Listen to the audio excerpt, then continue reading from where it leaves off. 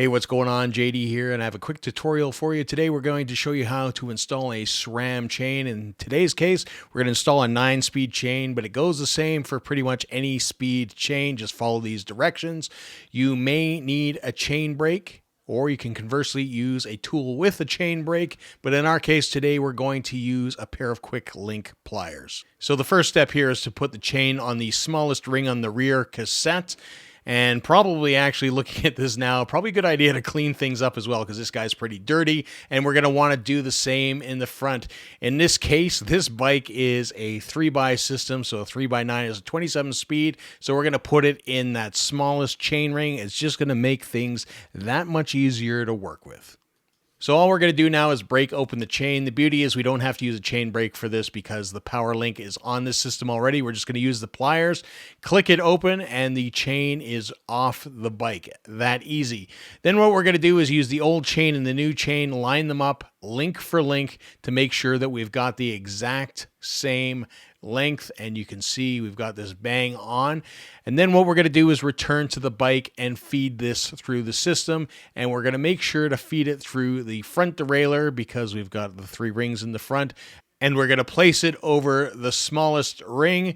Then we're going to move the chain to the back and again put it over the smallest ring in the cassette and start feeding it through the derailleur.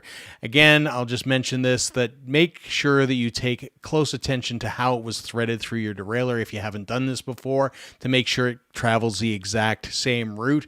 If you don't think you can remember, just take a photograph with your cell phone. That will help you when you're doing this later on. Now it's just simply a matter of attaching the quick link, which is straightforward. However, it should be noted if you are using a 10, 11, or 12 speed that the quick links are actually quick locks. They are non-reusable and they are directional, noted by the little arrow on the quick link itself. And that arrow should point in the direction in which the chain travels.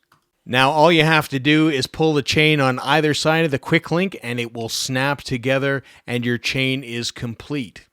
Some other little quick tips that are helpful when replacing a chain is utilizing a piece of wire as an extra set of hands. It will allow you to do things like put the quick link together as you see here a lot easier without fumbling around. If you do have to use tools, again, it's another pair of hands and you can simply snap this together as before, or you can loosely put together the quick link and not pull it. You can just get it in place.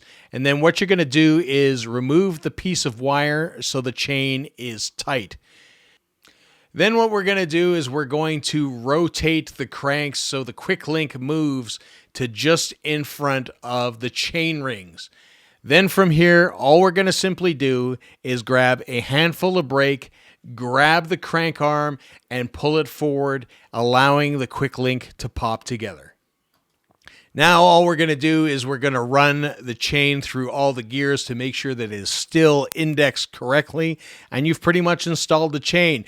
You can add some lube if you want. For me, I just typically leave the factory lube for a couple 100 kilometers and then clean it off and then go with my lube of choice.